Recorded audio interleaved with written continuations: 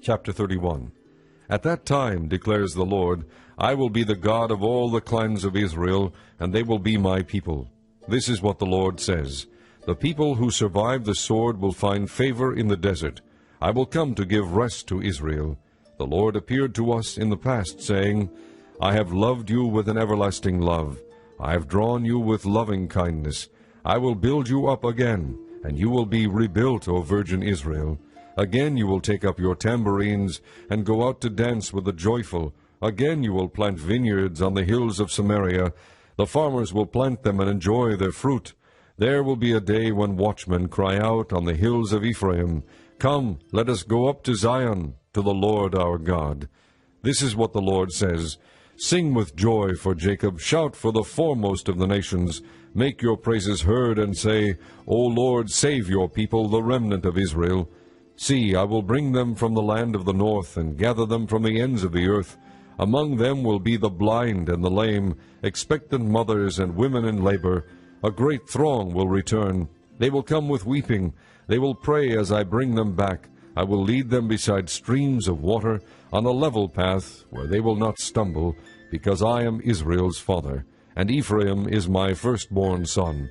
Hear the word of the Lord, O nations, proclaim it in distant coastlands. He who scattered Israel will gather them, and will watch over his flock like a shepherd, for the Lord will ransom Jacob, and redeem them from the hand of those stronger than they. They will come and shout for joy on the heights of Zion. They will rejoice in the bounty of the Lord, the grain, the new wine, and the oil, the young of the flocks and herds. They will be like a well-watered garden, and they will sorrow no more. Then maidens will dance and be glad, young men and old as well. I will turn their mourning into gladness. I will give them comfort and joy instead of sorrow. I will satisfy the priests with abundance, and my people will be filled with my bounty, declares the Lord. This is what the Lord says. A voice is heard in Ramah, mourning and great weeping, Rachel weeping for her children, and refusing to be comforted because her children are no more. This is what the Lord says.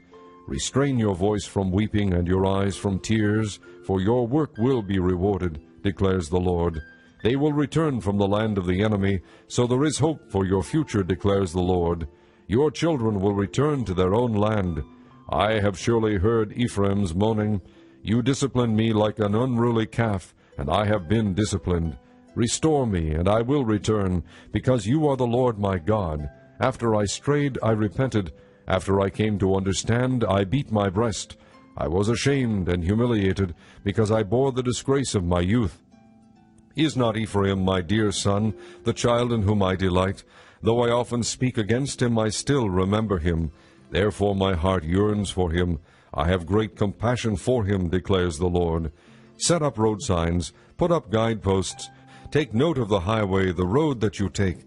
Return, O virgin Israel, return to your towns. How long will you wander, O unfaithful daughter? The Lord will create a new thing on earth. A woman will surround a man.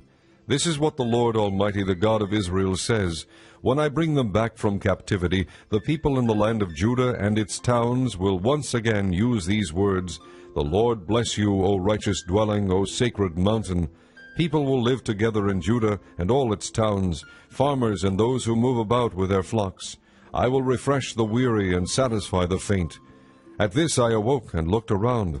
My sleep had been pleasant to me.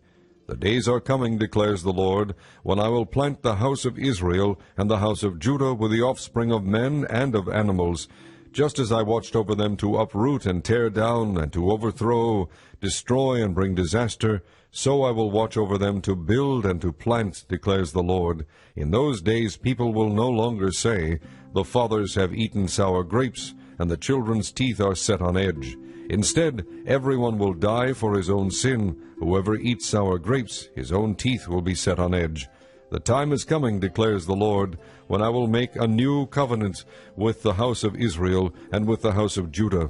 It will not be like the covenant I made with their forefathers, when I took them by the hand to lead them out of Egypt, because they broke my covenant, though I was a husband to them, declares the Lord. This is the covenant I will make with the house of Israel after that time, declares the Lord. I will put my law in their minds, and write it on their hearts. I will be their God, and they will be my people.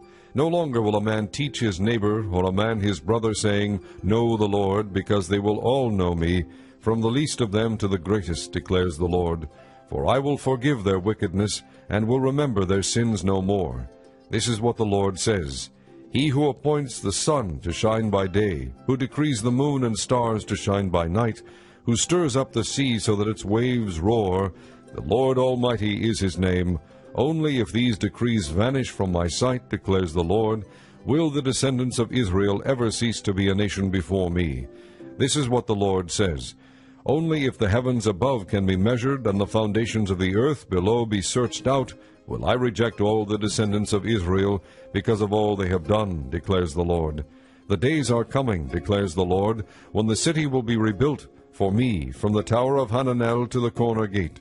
The measuring line will stretch from there straight to the hill of Gareb, and then turn to Goah. The whole valley where dead bodies and ashes are thrown, and all the terraces out to the Kidron valley on the east, as far as the corner of the horse gate, will be holy to the Lord. The city will never again be uprooted or demolished.